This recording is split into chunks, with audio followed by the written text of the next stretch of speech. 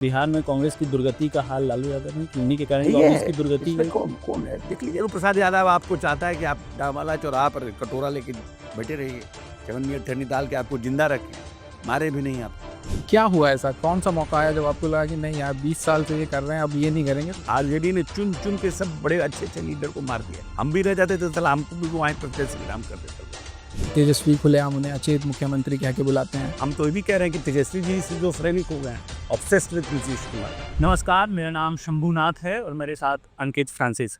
आज हमारे साथ बात करने के लिए जो शख्सियत हैं वो पिछले 25 साल से बिहार की राजनीति में अपना दबदबा बनाए हुए हैं। राजनीति इन्हें विरासत में मिली है। इससे पहले ये कांग्रेस में थे और बिहार में लड़खड़ाती गिरती कांग्रेस को इन्होंने एक बार फिर से खड़ा करने की कोशिश की। ये राबड़ी सरकार में और नीतीश सरकार में कैबिनेट मंत्री रह चुके हैं।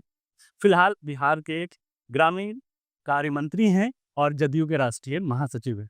स्वागत है सर। Thank you. आप लगातार फील्ड में हैं, लगभग 20 जिले और 36 विधानसभा आप अभी कवर कर चुके हैं जब मैं आपसे बात कर रहा हूँ। लोगों का कैसा रिस्पांस मिल रहा है? अच्छा, तो नीतीश कुमार के कार्यप्रणाली, नीतीश कुमार का व्यक्तित्व और नीतीश कुमार का बिहार के प्रति कमिटमेंट, ये तीनों का जो समन्वय है ना, वो बहुत लीथल है। तो उसका फायदा मिलता है। जब हम लोग फील्ड में जाते हैं तो लोगों में उत्साह रहता है, वापस नीतीश कुमार लाने का ललक रहता है। और सबसे बड़ी बात है कि इसको प्रूव करने के लिए कि 20 साल में अभी तक एंटी इनकम्बेंसी नीतीश कुमार का नहीं। कहीं भी जाइएगा तो लोग कहेंगे कि नीतीश कुमार ने बहुत काम किया है। लेकिन अभी का जो हम प्रचार देख रहे हैं जेडीयू का, वो पिछली बार के जितने भी आपके इलेक्शन से पहले विधानसभा चुनाव के प्रचार थे, उसमें एक फर्क नजर आता है कि इस बार एनडीए प्रचार कर रहा है। क्या कोई ऐसा है कि थ्रेट है महागठबंधन की वजह से, इसलिए आप लोग इतना नए तरह से आए हैं सामने? इस बार का जो हम लोगों का है, ये हम लोग एनडीए चुनाव लड़ रहे हैं। हम लोगों का है कि एनडीए चुनाव लड़ रही है नीतीश कुमार के नेतृत्व में और उनके पीछे नरेंद्र मोदी जी उनके पीठ पर खड़े हैं। इस तरह का एक परसेप्शन के साथ जा रहे हैं, सो दैट कि वो नीचे का वर्कर भी है, वो भी हम लोगों के साथ अलाई कर सके। सीटों पे अभी भी डिस्कशन कंप्लीट नहीं हो पा रहा है, तो ये डिस्कशन कितना कहाँ तक पहुंचा है और कब ये आप लोग सोच रहे हैं? We are on a very comfortable position. Things are moving in the right direction, that only I can say. Chirag जी से आप लोगों की बात हुई है इस बारे में? आई वोंट इतनी सी डिटेल में जो लोग हैं संपर्क में, they are well in connect with everybody and all 5 political party. कह रहे हैं कि आप लोगों ने चिराग जी को मना लिया है कि हाँ, इसी पे I am not saying that कि हमारी बात अच्छी दिशा में चल रही है। हम लोग पांचों पार्टी अच्छी तरह से समन्वय स्थापित करके आगे बढ़ रहे हैं। अशोक चौधरी हैं जो एनडीए के साथ भी जाकर के सभी नेताओं के साथ जाकर बैठ के रैली करते हैं। अशोक चौधरी वो शख्स हैं जो जाकर के 36 विधानसभा में अकेले भी रैली कर चुके हैं। तो आप चुनाव लड़वाएंगे या लड़ेंगे? अशोक चौधरी की क्या भूमिका? पार्टी जो डिसाइड करेगा, ये तो नेता का निर्णय है। तो आपका नाम बरबीघा विधानसभा से बार-बार सामने आता है। कई लोगों ने हमें भी बताया कि बरबीघा से आप चुनाव लड़ सकते हैं। क्या इस तरह का कोई डिस्कशन हुआ इंटरनल फोरम पे? अभी तक कोई डिस्कशन ही नहीं हुआ। अच्छा, ऐसा I have not been asked to contest. जिस दिन बोला जाएगा लड़ेंगे। बरबीघा में आप अभी लास्ट जब दौरा किए थे, आप मुझे लगता है हडिया मोड़ पे जो आपकी सभा हुई थी, उसमें आपने एक अनाउंसमेंट किया था कि मैं या मेरे परिवार से कोई बरबीघा से चुनाव नहीं लड़ने जा रहा है। अभी तो वही स्टैंड कर रहा है। ये राहुल गांधी भी जा करके सासाराम से अपनी सभा की शुरू। दलित दलित दलित दलित पॉलिटिक्स, आप इस चीज़ को कैसे देखते हैं? क्या ये जायज़ है इस तरीके से बिहार में आकर के दलित पॉलिटिक्स को? कि क्यों दलित का percentage, everybody is looking for their own vote bank और 20% की आबादी दलितों की है। और इतने साल के आरक्षण के बावजूद भी अगर पूरे हिंदुस्तान में अगर आप देखिएगा तो सबसे ज़्यादा रिपोर्टेड केस जो रेप का है वो दलितों पर है। आई फील दैट कि they don't have that voice. मुखर नहीं है। तो मुखर होना, दलितों के लिए आवाज़ बनना, दलितों को मजबूती देना, ये तो समय का डिमांड है ना। पर अशोक जी, इसमें एक सवाल और उठता है जो आपने अभी एक्सप्लेन किया उसमें कि अब 2014 की बात से आपकी साथी पार्टी केंद्र सरकार में है। 20 साल से नीतीश जी बिहार की सब कुछ देख रहे हैं। क्या ये इनफ टाइम नहीं है दलितों को आगे बढ़ाने के लिए? तो क्यों नहीं? एकल पद पर आरक्षण किसने दिया? अगर आप ये कह रहे हैं कि अभी भी वो रेप उसी तरह से कानून हुआ है। I am talking about whole India. It is not about the government. Nitish Kumar ने तो एकल पद पर आरक्षण दिया। 75 साल में कौन सरकार है जिसने एकल पद पर आरक्षण दिया? 46% लोग गरीबी रेखा के नीचे थे। 46% जब नीतीश जी आए थे। आज 16% लोग हैं। ये 30% लोग कौन है? 10% दलित होगा जो गरीबी रेखा से ऊपर आया। तो 20 साल में नीतीश कुमार काम नहीं किए तो कैसे संभव है? नहीं, ये काम करने से रिलेटेड बात नहीं है। जो आपने दलितों पे अत्याचार की बात की, तो एक लॉ एंड ऑर्डर का भी सब्जेक्ट है, मतलब मानसिकता के साथ-साथ। It is not a matter of law and order कि भाई जो जिसके पास आवाज नहीं है उसको दबा दो। प्रोटेक्शन एक्ट तो बहुत बने हैं, एससी एसटी एट्रोसिटी एक्ट आया है, सब कुछ आया है, बट येट तो आपको क्या लगता है कि लूप होल क्या है जिस पे मानसिकता है, मुखरता है, लोगों की शिक्षा व्यवस्था है। राइट्स के लिए लड़ेंगे, राइट्स के लिए पढ़ेंगे, तभी ना लोग को पढ़ाने का काम कर रहे हैं नीतीश कुमार, महिलाओं को। Why he is doing it कि हम 10th पास करोगे तो 10,000, 12th पास करोगे तो 25,000, ग्रेजुएशन का पास करोगे तो 50,000। क्या नहीं देश में 75 साल में किसी नेता को लगा कि नहीं भाई लड़कियों के लिए पोशाक योजना आना चाहिए? नीतीश कुमार क्यों लाए? इसलिए कि उनको एहसास हुआ कि एक बड़ी आबादी जो गरीबों की है और 46% जहाँ पर गरीबी रेखा के नीचे हैं, उनकी बच्चियाँ 4th 5th के बाद सियानी हो जाती है और लड़कियों के पास अच्छा कपड़ा नहीं होता कि उनको विद्यालय भेजे, तो उन्होंने पोशाक योजना शुरू किया। तो ये कौन लोग हैं? तेजस्वी खुलेआम उन्हें अचेत मुख्यमंत्री कह के बुलाते हैं। क्या सच में ऐसी आप कह रहे हैं, हम तो ये भी कह रहे हैं कि तेजस्वी जी सिजोफ्रेनिक हो गए हैं, ऑब्सेस्ड विद नीतीश कुमार। एक बीमारी होती है सिजोफ्रेनिया। तो नीतीश जी सामने आके इस पे नहीं कर देते? तेजस्वी जी पहले कंडेम करें कि हम सिजोफ्रेनिक नहीं है। छोटे वो ना है तो पहले वो क्लेम करें कि मैं सिजोफ्रेनिया का पेशेंट नहीं हूँ, फिर नीतीश जी सोचेंगे। तो तेजस्वी की का ही एक आरोप है, लगातार परिवारवाद को लेकर करते हैं। चाहे वो आप पे सीधा अटैक होने की बात हो कि पहले आपके पिताजी मंत्री विधायक रहे, फिर आप मंत्री विधायक रहे, अब आपकी बच्ची सांसद है, दामाद एक पर्सन धार्मिक न्यास पर्सन में सिट। ये परिवारवाद का आरोप लगा तब बेटी के शादी हो जाने के बाद वो हमारी है, हमारी कुल की है कि कुणाल साहब की कुल की है। तो अगर जो देखा जाए तो फिर जो उनकी बेटियों पे बोला जाता है कि लाल पहले राजकुमार आया फिर राजकुमारी आई, तो ये तो उन पे भी फिर से हो आरोप ये हो जाएगा। हाँ, तो जो आरोप तो होगा लेकिन उन्होंने तो 2-2 अपने बेटों को भी तो एडजस्ट किया। सीक्वेंस बनता है ना, 2 बेटा, 2 बेटी, बीवी। तो मतलब आप कह रहे हैं कि राजनीतिक विरासत का, पिता की राजनीतिक विरासत का फायदा सिर्फ बेटों को मिलता है, बेटियों को नहीं मिलता। बेटी को आप कैसे दे, जैसे अगर मान लीजिए कि हमने शादी कर दी बेटी की और उसके बाद अगर कुणाल साहब नहीं चाहते कि शांभवी राजनीति में आए, तो हम ला सकते थे क्या राजनीति में? ये तो पारिवारिक मामला हो गया। नहीं, नहीं, पारिवारिक कैसे पारिवारिक मामला हो गया भाई? अरे किसी के घर में कोई चाहेगा तभी ना आएगा, या तो उसका हस्बैंड या उसका, मेरे चाहने तो थोड़ी आ सकता है। ना हमने अपनी पार्टी से दिया। ये होता कि हम अपने हॉब-लॉबिंग करके अपनी पार्टी से, अब कुणाल साहब टिकट लेकर के आए, कैसे लाए, क्या लाए, अब तो कुणाल साहब धरतियों पर नहीं है, कि आप उनसे जाके पूछिए। सायन कुणाल जी बने धार्मिक न्यास परिषद के अध्यक्ष, तो आपने अचानक एक बयान दिया कि वो आरएसएस कोटे से बने। कुणाल साहब तो बहुत मतलब वर्सेटाइल पर्सनैलिटी थे ना। उनके आरएसएस में भी अच्छी पहचान थी क्योंकि वो हमारे कोटे से तो बने नहीं, जेडीयू के से तो कोटे से बने नहीं, क्योंकि हमने तो पैरवी उनकी की नहीं। ना शांभवी ने एलजेपी से उनकी पैरवी की, तो आखिर में कुणाल साहब के ही कॉन्टैक्ट से बना होगा या कुणाल साहब मेंबर थे इस पॉइंट ऑफ व्यू से बना, ये मेरा भाव था। क्या है ये आरएसएस कोटा? थोड़ा-सा clarify RSS quota in the sense कि I mean to say that कि जो उनके अपने कुणाल साहब के अपने कॉन्टैक्ट्स थे, उसी का लाभ मिला है सायन को। एक रियलिटी तो ये भी है कि सायन अभी किसी पार्टी में एक्टिवली जुड़े नहीं। उनके फादर कोई मामूली आदमी थोड़ी थे। कुणाल साहब का व्यक्तित्व तो बहुत डिफरेंट था। कुणाल साहब को अब क्योंकि अशोक चौधरी के समधी हैं तो अब उनको उनको लोग जो ट्रीट करे, बट कुणाल साहब अकेला इस देश का व्यक्तित्व है। थोड़ा-सा पीछे चलते हैं। आप 20 साल तक कांग्रेस की पॉलिटिक्स करते थे, सबसे स्टेट के सबसे बड़े अध्यक्ष पद तक भी पहुँचे।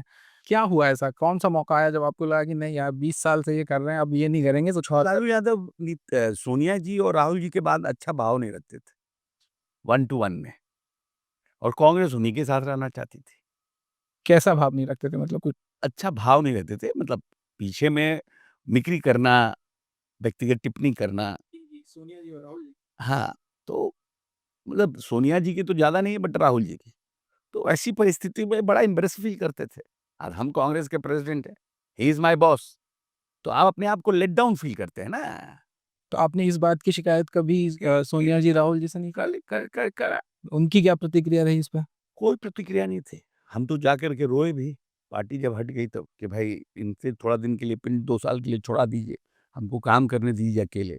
हम अकेले खड़े हो जाएँगे, अब 29 सीट एमएलए हमारे पास, 4 एमएलसी है। फिर 2 साल के बाद जब चुनाव होगा तो देखा जाएगा।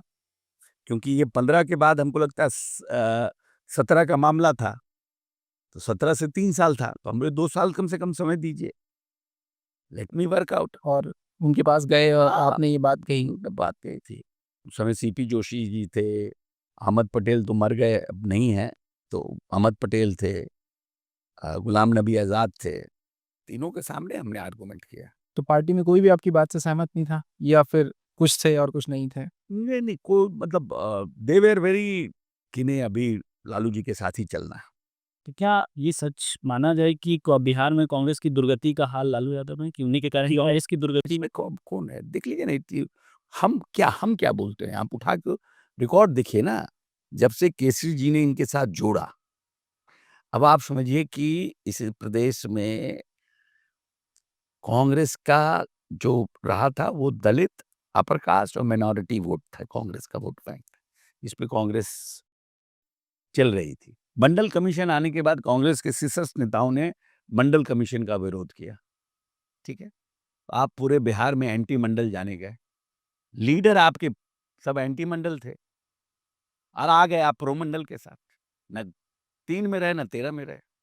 और लालू प्रसाद यादव आपको चाहता है कि आप डामाला चौराहा पर कटोरा लेके बैठे रहिए, चवन्नी अठन्नी डाल के आपको जिंदा रखें, मारे भी नहीं आपको। कांग्रेस पार्टी का ये हालत है बिहार में। कांग्रेस पार्टी 4 सीट जीतेगी, 5 सीट जीतेगी। लालू से लड़के जिसने आपको 41 सीट दिलाया, उसको आप रिस्पेक्ट नहीं किया, फिर भी लालू को रिस्पेक्ट कर रहे थे। उत्तर प्रदेश उन्हीं को घुमा रहे थे चुनाव में। तो ये भी आपको छोड़-छाड़ के भाग गए, भाई छोड़िए, हटाइए। आरजेडी ने चुन-चुन के सब बड़े अच्छे-अच्छे लीडर को मार दिया। हम भी रह जाते तो साला हमको भी वहाँ प्रदेश श्री राम कर देता लोग, मुआ देता। तेवरदार वाले लोगों को रखना नहीं चाहता है। मतलब आरजेडी कांग्रेस को धीरे-धीरे खाती जा रही है। इसी तरह की एक चोरी चल रही है बीजेपी के बारे में, कि बीजेपी बिहार में धीरे-धीरे जेडीयू को ही खाती जा रही है।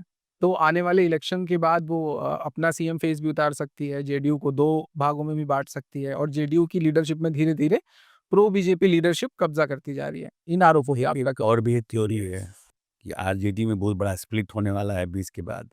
आरजेडी में पारिवारिक द्वंद्व होगा, और पारिवारिक द्वंद्व में आरजेडी 2 पार्ट में बटेगी।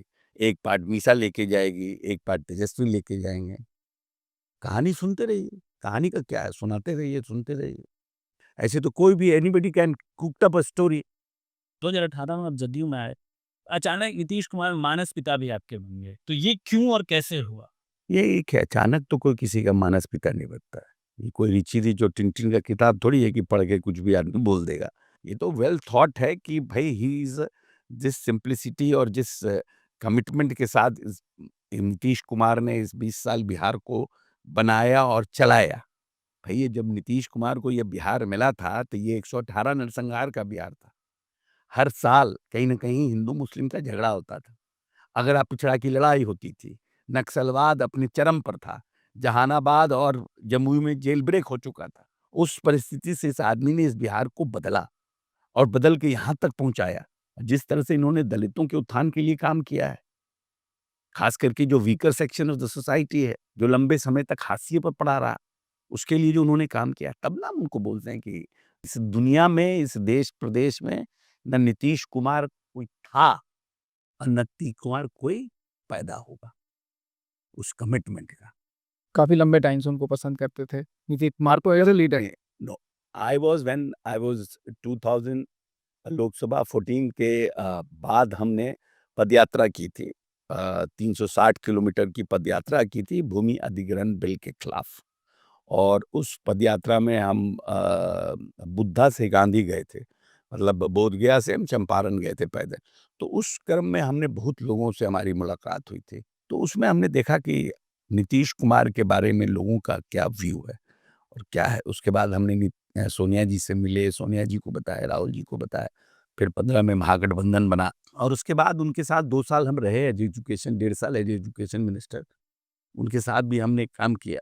तो जो भाव उनका देखा लोगों के प्रति, और चोरियां हो रही थी, उसके लिए उन्होंने जो बुला के रात में हमको बैठ करके अकेले उन्होंने जो समझाया, बिहार के इमेज को बदलने के लिए, चोरी रोकने के लिए। तो कोई आदमी जिसको एक भावनात्मक राज्य से लगाव हो, प्रेम हो और सही में वो चाहता हो ये बिहार बदले, वही ऐसा भाव रख सकता है। इसलिए हमने उनको मानस पिता कहा। तो जब आपने ये सोचा कि आप जेडीयू जॉइन करेंगे, तो आप गए थे नीतीश जी के पास या उनकी तरफ से था कि आप इधर आ जाइए क्योंकि आप काम करना चाहते हैं? ये लालू प्रसाद यादव जी को छोड़ना चाहते नहीं थे। लालू जी से बड़ा वो संबंध रहा हमारा, जिसको बोलते हैं थोड़ा टसल वाला रहा, क्योंकि हम राहुल जी की बात को मानते थे और ये लोग स्पेस देना नहीं चाहते थे, तो उसमें बहुत बार बात होती थी, कहते थे। तो हमें लगा कि now the situation is going to be very uncomfortable for me if I am going to be with RJD, तो Lalu will always try to fix me. तो ऐसी परिस्थिति में I also little bit was in a jittery position कि अब क्या करें, how to go about it. तो उसमें ललन बाबू हमारे पास आए थे और उन्होंने कहा कि if you want you can join us. हम प्रयास कर लें। नीतीश कुमार के बाद जदयू का उत्तराधिकारी कौन? उनसे क्यों नहीं पूछते हैं भारतीय जनता पार्टी से कि मोदी जी के बाद कौन? अभी कोई मतलब इसकी जरूरत नहीं है, जब जरूरत होगी तो सोचा जाएगा। क्योंकि यहाँ नीतीश कुमार के बाद हर कोई नेता है, हर कोई नंबर 2 है, हर कोई अपने आप को नंबर 2 साबित कर सकता है। क्योंकि बहुत सी चीज तो प्लान्ड है ना। There is a phrase in English, man propose and God dispose. आप प्रपोज भी कर दीजिएगा तब भी नहीं हो पाएगा, तो let the situation come, will think over it. Nishan ji के पॉलिटिक्स में आने की कोई संभावना इस बार हम तो चुनाव चाहते हैं, मेरा व्यक्तिगत राय है कि निशान जी जल्द से जल्द राजनीति में आए। तो क्या जेडीयू के लीडर्स ने उनको अप्रोच किया है, उनसे कोई बात हुई है? नहीं, ये इसके लिए अप्रोच करने की आवश्यकता नहीं है ना। जिस दिन नीतीश जी और निशान जी डिसाइड करें। एक दिन एक मत हो जाएंगे, 5 सेकंड नहीं लगेगा। वोट चोरी का आरोप लगाया गया एनडीए सरकार पर, खास करके बीजेपी की सरकार पे, और बिहार में भी वोट चोरी का ऐसा बताया गया कि यहाँ भी वोट चोरी करने की तैयारी। इस पूरी यात्रा पर आपका कमेंट क्या है? इस यात्रा को कैसे देखते हैं और कितना सफल मानते हैं इस यात्रा को आप? वोट चोरी कोई इशू ही नहीं है। 98% लोग तो ऑलरेडी इनरोल्ड हो चुके हैं। 2% जो डबल हैं या डेथ हो गया है या उस पर इश्यूज है। तो अब बहुत से लोग, क्योंकि तेजस्वी जी पर केस हो गया, विजय सिन्हा पर केस हो गया, तो बहुत से लोग जिनका डबल है वो विड्रॉ भी कर रहे हैं। और बाकी इलेक्शन कमीशन ने सबको दिया है बीएलओ को कि भाई जिनका छूट गया है, जिनका लगता है कि ऐड नहीं हो पाया, उनको आप ऐड कराइए। वो सब प्रोसेस चल रहा है और फाइनली हम समझते हैं कि 10-20 लाख 25 लाख लोग ही जो डेथ हुआ होगा, जो डबल होंगे या जो शिफ्ट कर गए हैं, पटना से दिल्ली शिफ्ट कर गए, अब दिल्ली में अपना बना लिए हैं, तो वैसे लोग ही रह जाएंगे। तो क्या वोट चोरी होगा? यात्रा को सफल मानते हैं क्या? सफल? रोड शो होना और वोट में कन्वर्ट होना दोनों अलग-अलग बात है। एक सभा में आपने कहा कि अगर विपक्ष को लगता है कि वोट चोरी हो रही है तो चुनाव का बहिष्कार करता है। आपको नहीं लगता कि ये मतलब नहीं, डेमोक्रेसी के लिए खराब है कि कुछ पॉलिटिकल पार्टियों को नहीं, बहिष्कार करना पड़े? बहिष्कार कर दिया। चुनाव आयोग जवाब क्यों नहीं दे देता है इसमें, मतलब क्लियर क्यों नहीं कर देता है? हमने कहा कि वोटर एनरोलमेंट का बहिष्कार करते ना। आप खुद तो बना लिए, पत्नी का बना लिए, पिताजी का बना लिए, माताजी का बना लिए, सबका बना लिए और कह रहे हैं कि उनका चोरी हो गया है। किनका चोरी हुआ है भाई? कोई एक ऑपोजिशन लीडर है जिससे एनरोल नहीं कराया? फाइनल लिस्ट 1 अक्टूबर के आसपास आई इसकी। उसके बाद भी अगर ऐसे लोग सामने आते हैं तो जिनके फिर एनरोल होगा। फिर हो और क्योंकि उसके बाद आचार संहिता लग जाएगी, इलेक्शन कमीशन और वो कर देगा, अनाउंसमेंट कर देगा इलेक्शन के।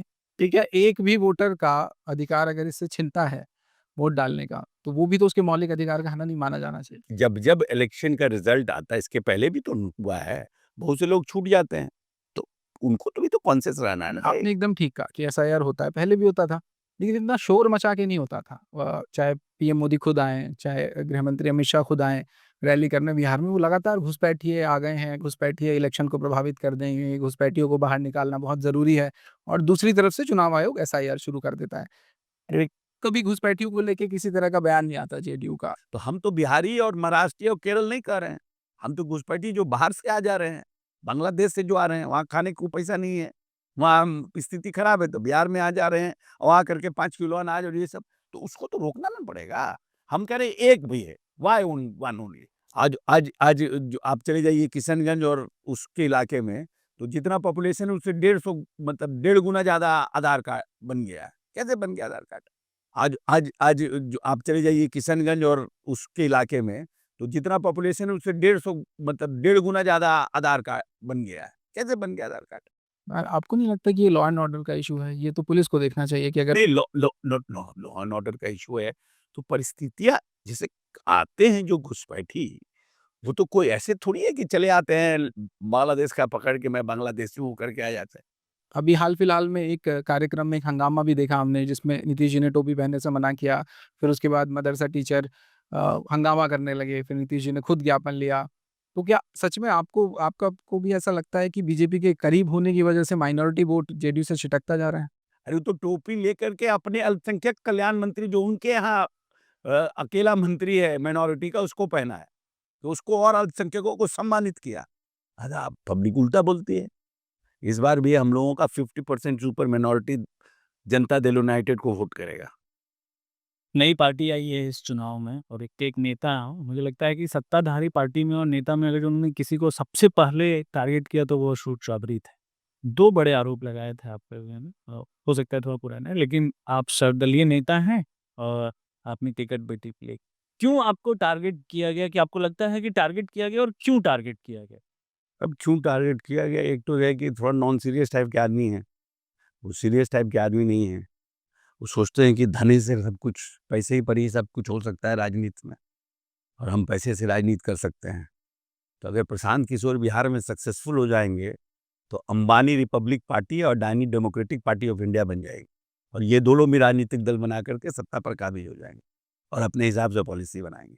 और अगर हमारे पर जहाँ तक टारगेट का बात करने का तो सर्वदलीय टीएमसी के लिए काम किए वो, भारतीय जनता पार्टी के लिए काम किए वो, जनता दल यूनाइटेड के लिए काम किए वो, जगन रेड्डी के लिए काम किए वो, सर्वदलीय हो गए हम। बढ़िया है। 100 चूहा खा के बिल्ली हज को चली। अशोक जी, उन नॉन सीरियस आदमी जिनको आप बोल रहे हैं, वो जेडीयू में लीडर बना दिए गए थे। वो भी नीतीश जी को अपना पिता कह रहे थे कुछ वक़्त पहले तक। अभी उनकी किसी रात सीधी कह रहे थे कि मैं कह रहे थे हम नहीं जानते हैं। तो ये तो सोच लीजिए कितना कैसा आदमी है कि पिता बोल रहा है वो आज नीतीश नीतीश से नॉन सीरियस आदमी की जेडीयू में कैसे एंट्री पॉसिबल हुई फिर? अब लेडी में काम कर रहे थे। कुछ कर दिए होंगे नेता को। इस टाइप के लोग तो सबको कुछ ना कुछ बोल सच झूठ सच करके कुछ बोले होंगे। कि अगर जो वो कुछ भी डैमेज करते हैं, कुछ भी वोट परसेंटेज लाते हैं, तो राजद, जदयू, बीजेपी किसका नुकसान कर रहे हैं? किसी का नुकसान नहीं करेंगे। 1 करोड़ वोट में 1 लाख वोट भी आ जाएगा ना इनका सब कैंडिडेट मिला के, तो फिर आपके साथ बैठेंगे हम फिर पॉडकास्ट पर। वैसे मुबारक हो आपको कि आप प्रोफ़ेसर की नौकरी करेंगे। विपक्ष इस पे कह रहा है कि आप दलित कोटि की एक सीट खा गए। आपको क्या ज़रूरत थी असिस्टेंट प्रोफ़ेसर बनने की? ये तो सवाल वो लोग उठा रहे हैं जो पढ़वे नहीं किए हैं। प्रशांत किशोर अपना क्वालिफ़िकेशन डिस्क्लोज़ किए हैं कि क्या हैं? हम लोग तो बहुत प्रयास किए खोजने का तो कहीं मिला नहीं। एक दूसरे जो हैं वो तो 10th भी नहीं पास किए हैं। तब वो हमसे क्या पूछेंगे कि आप प्रोफ़ेसर कैसे बन गए, नहीं बन गए? अरे कोई आदमी पूछे हमसे तब ना बताएँ कि प्रोफ़ेसर कैसे बना जाता है। 2005 में पीएचडी किए। अब वैकेंसी नहीं निकला, वैकेंसी निकला अप्लाई कर दिए। बिकॉज़ बिहार में एजुकेशन मिनिस्टर है तो इसीलिए छुपा के कहीं नहीं, नहीं, नहीं कहेगा तो कहेगा देखिए मंत्री जी गए थे अप्लाई करने इनका हो वो नहीं किया प्रोफ़ेसर में। ये भी इसी में से आगे लोग ये भी कह रहा है ना कि आप शिक्षा मंत्री रहे और जिस कॉलेज में आपको बतौर प्रोफेसर नियुक्ति मिलेगी, हो सकता है उसकी वीसी को आप ही नियुक्त किए होंगे, उसके एचओडी आप ही के अंडर में नियुक्ति उनकी हुई होगी। क्या अंदर में आप काम करेंगे? पसंद नहीं काम? तो दिक्कत क्या है? हम किसी को बनाए हैं तो that was my responsibility and role. अब जाएँगे रोज़ नए लोगों से इंटरैक्ट करेंगे, जब मौका लगेगा पढ़ाएँगे। मेरा अपना सब्जेक्ट है जिस पर हम पढ़े हैं, हम ग्रेजुएशन किए हैं, मास्टर्स किए हैं, पीएचडी किए हैं। रिटायर करेंगे तो रहेगा ना भाई कि कुछ हमने अपना अचीव किया है।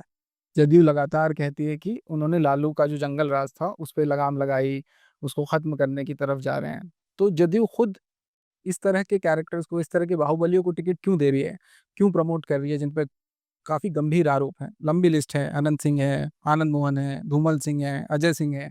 देखिए, आरोप आनंद सिंह के ऊपर है। आनंद सिंह तो आज से नहीं शुरू से हम लोग उनकी पार्टी में रहे हैं। बीच में नाराज़ हो गए थे, फिर आरजेडी ने उनको दे दिया। फिर जीत के आई, आप कहते कि नहीं हम नहीं देंगे, तो हम समझ में आता कि भाई ठीक है। तो आनंद सिंह तो बहुत समय से लिए रह रहे हैं, एमएलए हैं। धूमल सिंह जी का जहाँ तक सवाल है, तो पिछली बार उनकी पत्नी को दिया गया था, टिकट दिया गया था, जब उनके ऊपर कुछ आरोप लगे थे तब। तो जेडीयू हमेशा प्रयास करती है कि भाई जो वैसे लोग हों जिनके ऊपर कुछ भी है उसको नहीं प्रमोट करें हम। लेकिन एक सच्चाई तो ये भी है ना कि इस बार विधानसभा चुनाव का अगर जो एक डेटा निकला है, जो तैयारी कर रहे हैं चुनाव लड़ने की, उसमें सबसे ज़्यादा जदयू में जो बाहुबली चुनाव लड़ कौन-कौन है बताइए नाम? अमरिंदर सिंह, वो तो पहले से हमारे सिटी में मिले पिछले 4 वर्ष से। दरौंदा से अजय सिंह, अजय सिंह हाँ, अजय सिंह जो बाहुबली हैं, और फिर बाहुबली क्या है? मोकामा से अनंत सिंह, शिवहर से आनंद मोहन के बेटे जो आपके विधायक वो अभी क्या बाहुबली है? चेता नहीं, नहीं मतलब आनंद मोहन तो गिनेंगे, तो उनकी पहचान तो आनंद मोहन ही होगी। क्यों? वो तो एमएलए अभी ऑलरेडी है आरजेडी से। वो तो आरजेडी का एमएलए है भाई। लेकिन उसमें तो चर्चा यही होती है ना, उनके फादर ने उनको आरजेडी से टिकट दिलवाया था। चेतन आनंद की टिकट, चेतन आनंद ने पब्लिकली एक मीटिंग में इंटरव्यू में बोला भी है कि मेरे फादर से उनकी जो बातचीत हुई थी उसके तहत उनको वो टिकट सीट मिला था। तो मतलब आनंद मोहन ही हैं जो उनको टिकट दिलाने में सबसे बड़ी भूमिका निभाया। नहीं तो फिर तो आप इनको भी बोलिएगा, लवली आनंद को भी बोलिएगा कि बाहुबली की पत्नी है। अरे कोई आदमी अपने इन्वॉल्व रहे क्रिमिनल एक्टिविटी में तब ना। और ऐसे तो कोई आरोप होगा किसी पर कि 5 ठो केस हमारे ऊपर भी कर दीजिए। आलतू-फालतू का। अभी कहिए कि घर बैठ जाइए आप। कोई आरोप सिद्ध होगा तब ना। की बात की। अब AK-47 रखना तो बहुत गंभीर आरोप है।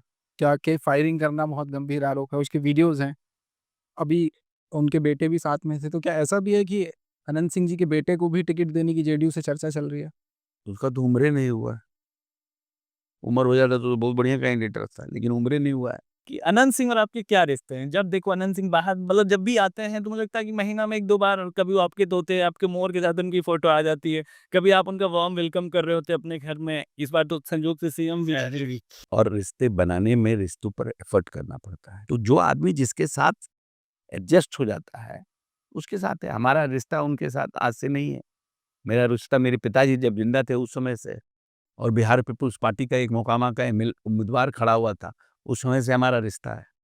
तो जब हम एक्टिव पॉलिटिक्स में आए भी नहीं थे, चुनाव लड़े भी नहीं थे। It is I am talking about 90s। लेकिन हाँ, जब भगवान के सामने जोड़ते हैं हाथ तो उनके लिए भी जोड़ते हैं कि उनका आनंद अच्छा हो। गहरा रिसर्च चल रहा है कि विजय सिन्हा जी और आपके रिश्ते क्यों, ना ही कुछ पॉलिटिकली आपका इंटरफेरेंस है, ना ही आप दोनों आस-पास कहीं टकराते हैं। तो फिर आपका ये रिश्ता बार-बार इतना ये क्यों आता है? नहीं, नहीं, मेरे और उनके रिश्ते खराब नहीं हैं। हमारी पार्टी अलग है, मेरी कंस्टिट्यूएंसी अलग है, ना बहुत हमको उनसे मतलब रहता है, ना उनको हमसे, तो हम काहे कि उनसे लड़ने जाएँ। अगर आप किसी के लिए कोई चीज़ माँग रहे हैं और कोई चीज़ देने में उनको समस्या हो रही है, उसके लिए आर्गुमेंट करना कोई झगड़ा तो थोड़ी हुआ। आपको क्या लगता है कि कौन से ऐसे 5 चैलेंजेज़ हैं जो अभी बिहार के सामने हैं, जिनको अगली बार आप लोग सत्ता में आते हैं, फिर से एनडीए की सरकार आती है, तो सबसे पहले उन 5 चैलेंजेज़ पे आप काम करना चाहते हैं लौट के? देखिए, फ़र्स्ट ऑफ ऑल जो सबसे बड़ा है कि जो मूलभूत संरचना तो वो तो हमारी बन गई है। बिहार पहले 700 मेगावाट बिजली पर डे खर्च करता था। Just imagine now it is spending 8800 megawatt. So how vast we have went in the rural area, you can well imagine. Infrastructure हमारा बन गया। अब हमारा है कि ये 7,000 से 66,000 आया, इस 66,000 को 1 लाख कर रहा है पर कैपिटा इनकम को। अभी नेशनल के पर कैपिटा इनकम आगे है, विकसित राज्य है उनका 144 है, 164 है, लेकिन कम से कम हम ये टारगेट कर रहे हैं क्योंकि हम सबसे डेंस पॉपुलेटेड है, हमारी पॉपुलेशन बहुत ज़्यादा है। हम लगभग 13 से 14 करोड़ की आबादी है। तो नेचुरली हमारा पर कैपिटा इनकम इंक्रीज़ करना मतलब हमको डबल द काम करना पड़ेगा। तो हमको उसको 1 लाख लेके जाना है। हमारे यहाँ जो इंडस्ट्रीज़ की नई पॉलिसी आई है, जिसको अभी 4 दिन पहले हम लोगों ने लाया है, उस इंडस्ट्रीज़ पॉलिसी पर हम 1,000 से लेकर 5,000 तक के रोज़गार सृजन करने वाले को ₹1 में हम ज़मीन ट्रांसफ़र कर रहे हैं और उनको हम लोग 40-40 लाख करोड़ रुपया हम लोग सब्सिडी दे रहे हैं और बहुत सी फैसिलिटीज़ दे रहे हैं। तो इस जो हमारा नई पॉलिसी है, इसका हमको बेस्ट बेनिफिट जल्द से जल्द उठाना। 1 लाख 1 करोड़ लोगों को रोज़गार देना है, उसके लिए सिचुएशन क्रिएट करना, हम सिचुएशन बनाना और जो हमारा यंग पॉपुलेशन है, उनका कौशल विकास करना। आपने और जो 16% लोग जो गरीबी रेखा के अभी भी नीचे हैं, उनके लाइवलीहुड को हम इंक्रीज़ करें।